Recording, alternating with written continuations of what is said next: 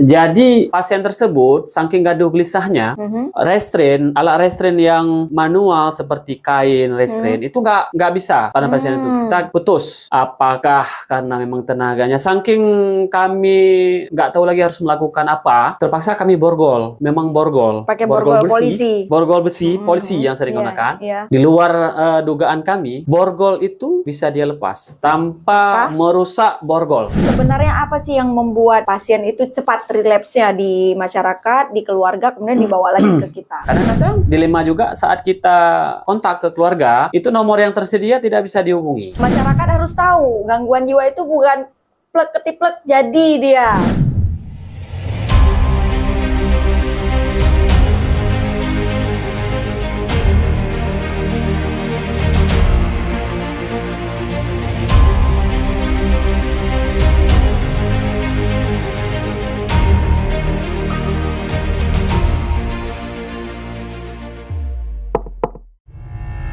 Jiwamu sehat?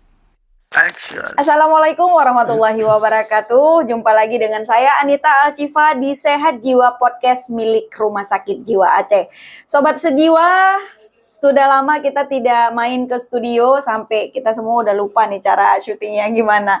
Baik, sobat sejiwa yang luar biasa, semoga hari ini Allah memberikan kita hal yang terbaik, memori terbaik dan kenangan terbaik untuk nanti kita bisa aplikasikan ke dalam kehidupan kita sehari-hari. Nah, sobat sejiwa, hari ini kita sudah kedatangan tamu yang luar biasa. Dari namanya ini membuat kita penasaran.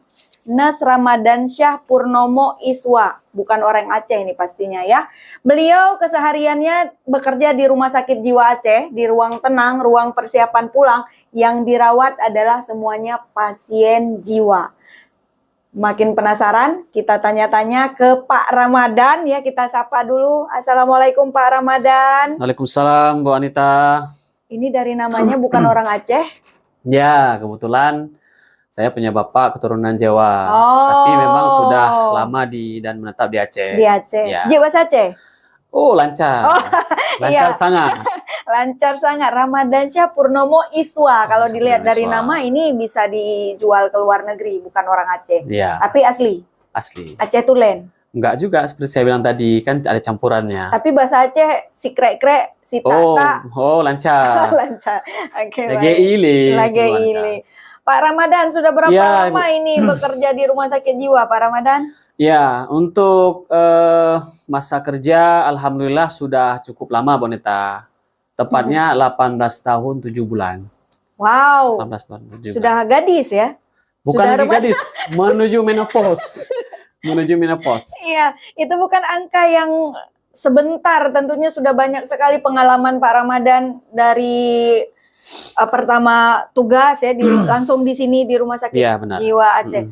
Ada pengalaman menarik nggak Pak Ramadan selama 18 tahun sudah bekerja di Rumah Sakit Jiwa Aceh? Ya, dengan masa kerja yang sekian lama, pastilah Bu Anita ada hal-hal yang terbekas di pikiran kita. Nah, banyak yang suka duka juga saat kita bekerja kan.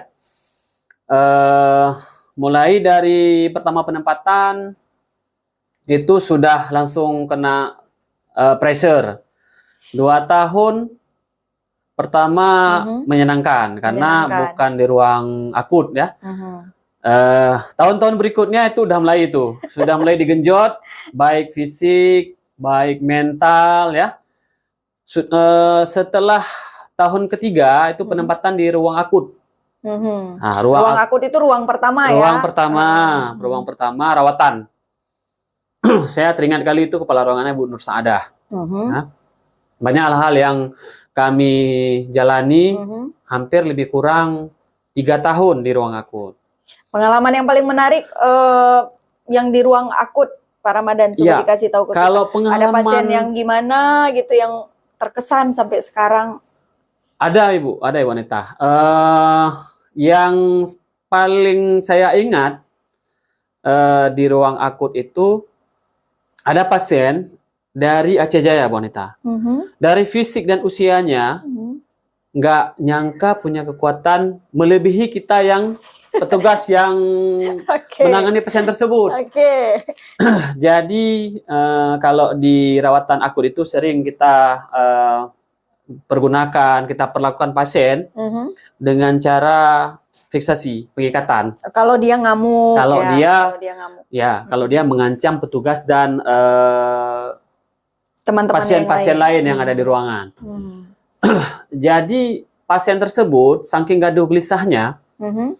alat restrain yang manual seperti kain restrain itu nggak bisa pada pasien itu. Kita putus. Apakah karena memang tenaganya saking kami nggak tahu lagi harus melakukan apa, terpaksa kami borgol. Memang borgol. Pakai borgol polisi. Borgol besi polisi yang sering gunakan. Iya. Di luar dugaan kami, borgol itu bisa dia lepas tanpa merusak borgol. Coba Ibu Anita bayangkan.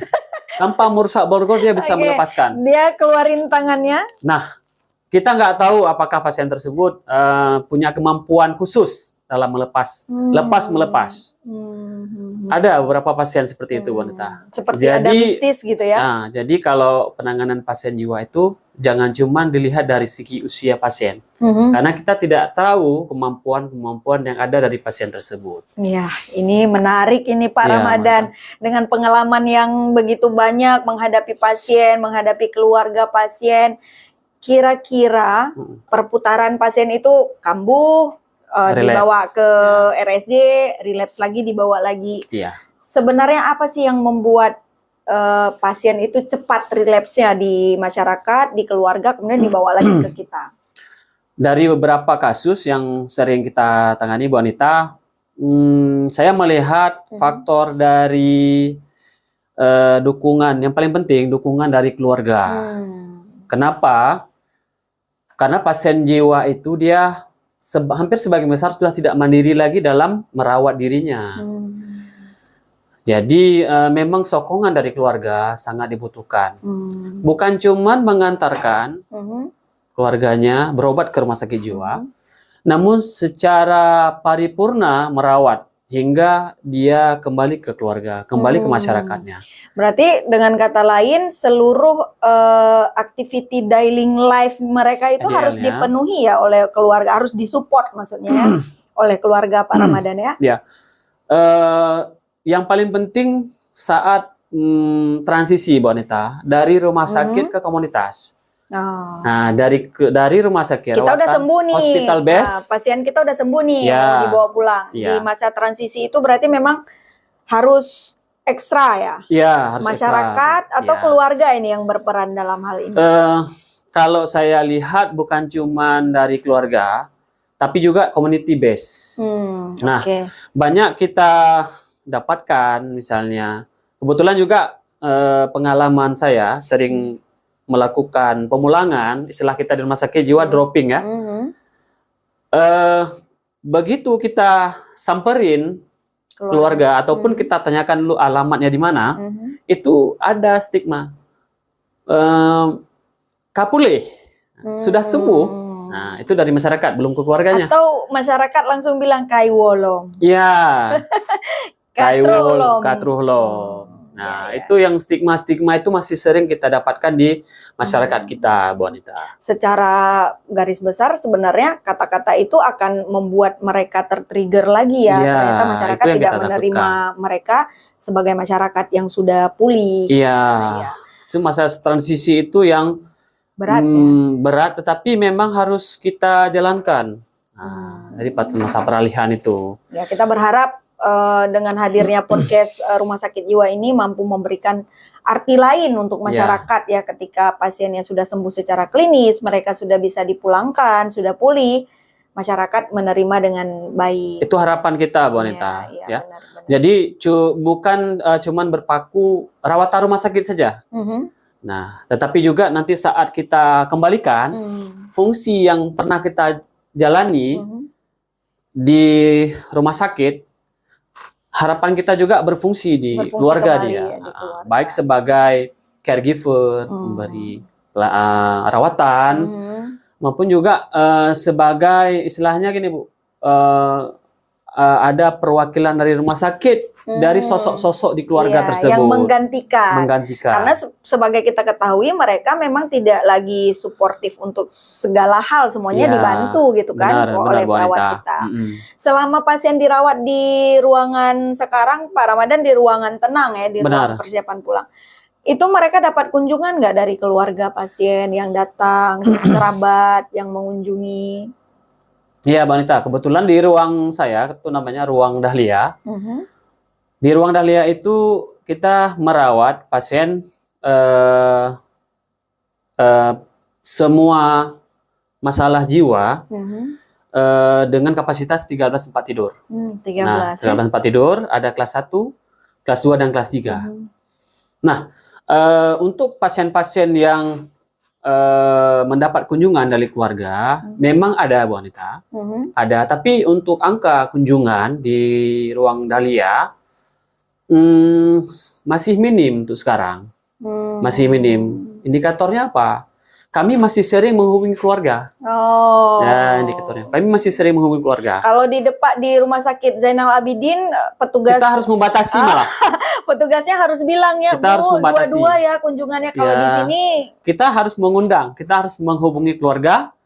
Ini Pak udah lama nih keluarga Bapak di ruang Dahlia kami rawat, tapi kalau nggak pernah dikunjungi, saya setidaknya bawa apa yang bisa kayak gitu. Nah, malah harus kami yang undang gitu. Kita hubungi satu-satu kontak personnya. Kadang-kadang dilema juga saat kita kontak ke keluarga, itu nomor yang tersedia tidak bisa dihubungi, Bu Anita. Ada seperti itu. Ada juga seperti itu ya. Padahal di pendaftaran itu pasti ditanyakan nomor yang bisa dihubungi. Benar, benar. Memang dilema kita menghadapi pasien jiwa yang dimana keluarga sendiri sudah menganggap ini beban di dalam rumah. Masyarakat kemudian menganggap beban di dalam masyarakat sehingga fungsi mereka makin menurun. Pak Ramadan kasih dukungan kepada masyarakat ini, edukasi, informasi. Apa sih sebenarnya yang harus dilakukan ketika kita dari hospital base sudah selesai dengan gejala klinis? Apa yang harus dilakukan masyarakat? Ya, kami sebagai tenaga kesehatan ya di Rumah Sakit Jiwa Aceh selama ini bekerja dengan prinsip tim. Nah, saat pasien itu kami kembalikan, jadilah juga tim yang bagus, tim yang baik dari Rumah Sakit Jiwa Aceh agar perawatan pasien jiwa itu berkesinambungan, Bapak Ibu. Tidak putus di jalan ya. Pak Ramadan, kalau tadi pengalaman secara keseluruhan di ruang akut, benar. Kalau di ruang tenang, ada nggak pengalaman menarik yang pasiennya, ternyata satu letting, ternyata. Oh ya. Ada nggak Pak Ramadan? Benar Bu Anita. Sebenarnya kalau sebelum tarik pengalaman, kita harus tarik dulu konsepnya, konsep gangguan jiwa itu. Kita semua beresiko Bu Anita untuk terkena. Ya? Tuh dengar, Nah, semua terkena. Berpotensi. Okay, semua baik. berpotensi. Ya, Cuman nanti jatuh sakitnya tuh kapan? Iya. Nah, karena ada perbedaan. Ada limit ya? Dia kalau gangguan jiwa itu, kalau nama lainnya itu neurotik. Nah, tapi kalau misalnya sudah gangguan, itu sudah namanya psikotik. Nah, neurotik ini Bu Anita, saya seperti Bu Anita sudah schedulekan jadwal podcast, itu sedikit banyak cemas karena menghadapi itu. Iya, itu tetapi masih gangguan jiwa ringan. Nah, cemas. Begitu sudah tidak kita tanggulangi gangguan jiwa ringan itu, dia bisa ke sakit jiwa, psikotik namanya. Nah, pasien yang kita rawat adalah pasien-pasien psikotik. Kayaknya ada yang satu letting Pak Ramadan. Benar. Saya ada yang satu letting Pak Ramadan nih yang dirawat. Benar Bu Anita. Kebetulan sangat tepat, Bu Anita. Kebetulan teman saya itu satu letting di Diploma 3. Diploma 3, benar. Kesehatan ya? Kesehatan. Oke. Diploma 3, kami satu letting, memang betul-betul satu letting. Sudah pernah saya rawat. Nah, jadi berarti beliau sudah menunjukkan gejala-gejala sudah itu. psikotik. Sudah psikotik. Makanya seperti Bu Anita bilang, kita semua beresiko. Termasuk tenaga kesehatan. Resiko. Jadi tidak bisa pilih bulu nih yang paling banyak Tidak bulu boleh. jadi gangguan. Ya, tidak. Nggak ada, semua kita punya peluang ya. Semua Berarti, kita punya peluang. Memang pengalaman-pengalaman yang dimana dari dulu ketika kita track, oh ternyata dia gejalanya memang udah dari awal ada. Benar. Nah, jadi masyarakat harus tahu gangguan jiwa itu bukan plek ketiplek jadi dia. Jadi gangguan jiwa ya, pasti benar. ada track recordnya. Ada fasenya. Ada fasenya. Ya. Oke Pak Ramadan, kita sudah ditunjuk-tunjuk papan waktu ya sama kru. Oke, Pak Ramadan, tiba juga di akhir pertemuan kita. Tapi setelah podcast, tadi Pak Ramadan bilang kan waktu saya kasih jadwal jadi cemas. Tapi setelah podcast biasa aja. Biasa saja. Oke, tidak semenegangkan itu ya. Iya. Oke. Karena bagaimana cara kita mengatasi cemas, stresor. Iya, Ya, ini kan stresor. Baiklah, semoga studio podcast ini tidak menjadi stresor bagi perawat-perawat lain ketika diundang ke sini harus mau. Ya. Oke, Pak Ramadan, sudah di penghujung podcast kita. Silakan memberikan closing statement kepada teman-teman kita sobat sejiwa sapaannya. Baik, terima kasih kepada sobat jiwa di mana sobat sejiwa. Sobat sejiwa ya dimanapun kiranya kita berada. Apa yang bisa saya sampaikan? Gangguan jiwa itu semua level pasti akan kita temui. Namun dari hal-hal yang sudah pernah kita jalani dan sudah kita pelajari, jangan lupakan dua komponen ini. Yang pertama, coping mechanism, dan yang kedua, support system.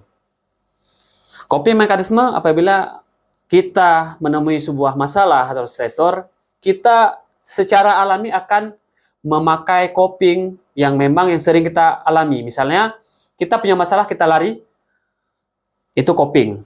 Dan itu lumrah dialami oleh setiap orang. Tetapi kalau sudah punya masalah, jangan lari terlalu jauh.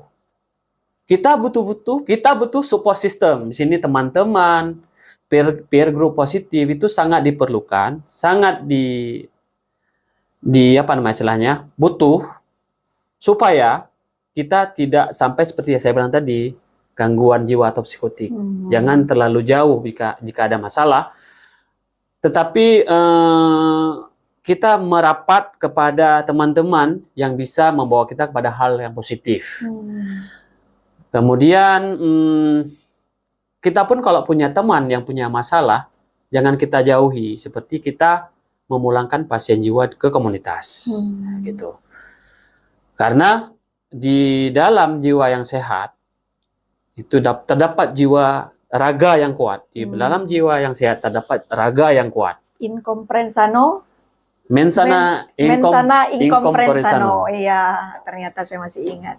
Ya, luar biasa closing statement dari Pak Ramadan, perawat jiwa yang sudah mendedikasikan dirinya, sudah menginfakkan seluruh waktunya untuk merawat sobat sejiwa kita yang kurang beruntung jiwanya, yang diberikan Allah penyakit jiwa yang katanya tidak bisa disembuhkan, tapi hilangkan stigma negatif terhadap pasien gangguan mental karena kita semua punya potensi untuk menjadi penderita gangguan mental. Sobat sejiwa, sampai di akhir acara kita tetap menjadi yang terbaik, jaga jiwamu karena di dalam jiwa yang sehat terdapat raga yang kuat. Semangat sobat sejiwa, Assalamualaikum warahmatullahi wabarakatuh. Waalaikumsalam warahmatullahi wabarakatuh.